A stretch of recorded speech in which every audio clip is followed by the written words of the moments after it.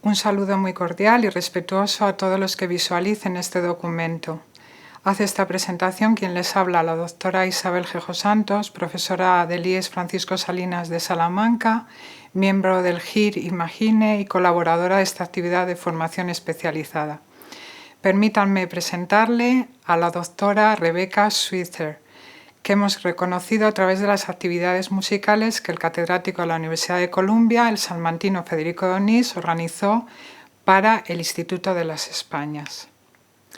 Cuando Rebecca Switzer cogió un tren que le llevó del estado de Texas al de Nueva York para preparar su doctorado en la Columbia University, llevaba en su equipaje su propio legado familiar, una sólida formación musical y el pasado histórico y cultural de un estado con fuerte presencia española.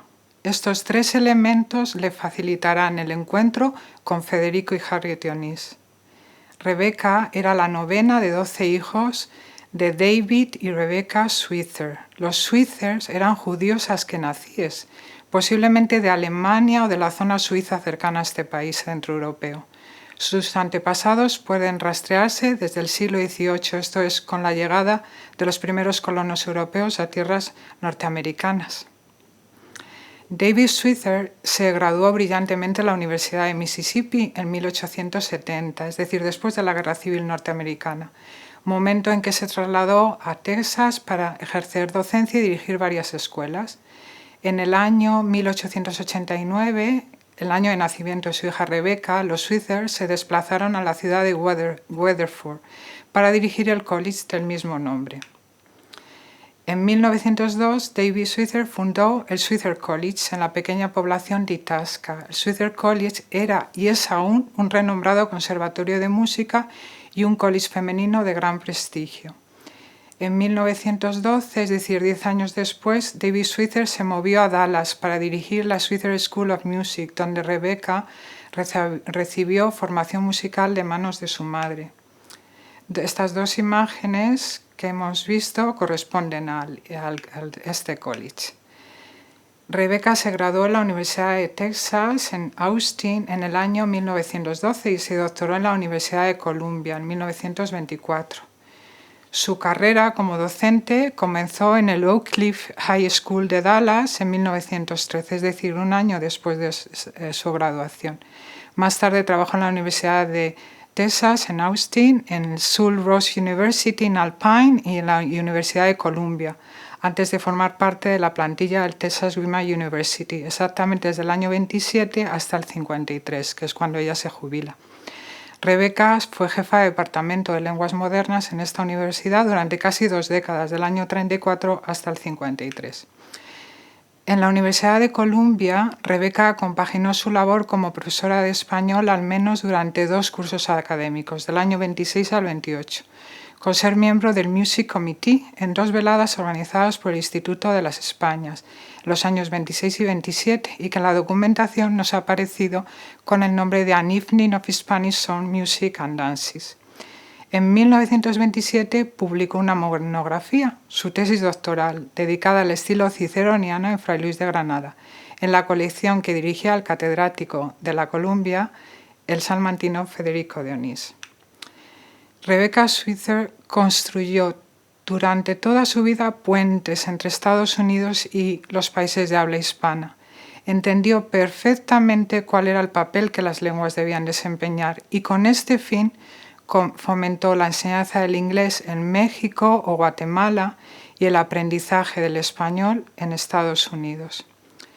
En 1941 fundó y dirigió los cursos de verano del Texas Steel College for Women en Saltillo, en México, durante más de una década.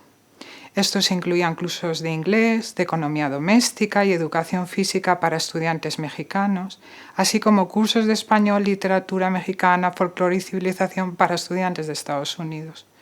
Una parte de este programa era un taller interamericano dirigido a profesores de español de todos los niveles, a profesores de inglés, a estudiantes hispanohablantes y a cualquier persona interesada en la vida cultural y social de México. En suelo mexicano debió aprender todas las recetas de cocina de ese país que formaban parte de su famosa colección de cocina tradicional hispana. Una lectura detallada de los artículos de la doctora Switzer, que escribió, por ejemplo, en la revista Hispania, revelan que estos cursos de verano fueron uno de sus grandes proyectos profesionales. La prensa de Texas, por ejemplo el Denton Record Chronicle, nos deja constancia de las actividades de música y danza española que Switzer realizó durante las vacaciones estivales de sus alumnas. La Casa Española y la Noche Panamericana acogieron a grupos de danza, artistas, compañías de teatro, cineastas, que mostraron a profesores y estudiosos de la lengua de Cervantes la indumentaria de los países de habla hispana y un amplio abanico de manifestaciones artísticas. Rebeca escribió numerosos artículos, por ejemplo en El Mundo Español, y fue coautora de un número importante de libros de texto para alumnos y profesores de secundaria. Su incansable labor como formadora de docentes de lenguas modernas le llevó a formar parte muy activa de la American Association of Teachers of Hispanic and Portuguese. La doctora Switzer revolucionó la enseñanza de las lenguas modernas con talleres de video-audio en los años 40. Sus libros de texto se llenaron de grabados, poesía, recetas de cocina, canciones, cuentos o cuadros de reputados maestros de la pintura. Las películas en versión original formaron parte de su docencia en los años 30 y 40. Rebeca fue el primer miembro honorario de la South Central Modern Language Association y miembro permanente de la Texas Foreign Language Association. Además, al igual que Archer Huntington y otros notables hispanistas, recibió la llave de oro de la Orden de Don Quijote, el más alto honor que concede la Sociedad Nacional Hispánica Sigma Delta Pi desde el año 1919. Esta es la firma de Rebeca Switzer como directora de departamento y en este caso como directora de una tesis. Rebeca Switzer contribuyó a borrar la frontera entre el mundo anglosajón norteamericano y el hispano, a hacer más permeable esa línea históricamente cambiante que separa Estados Unidos de México.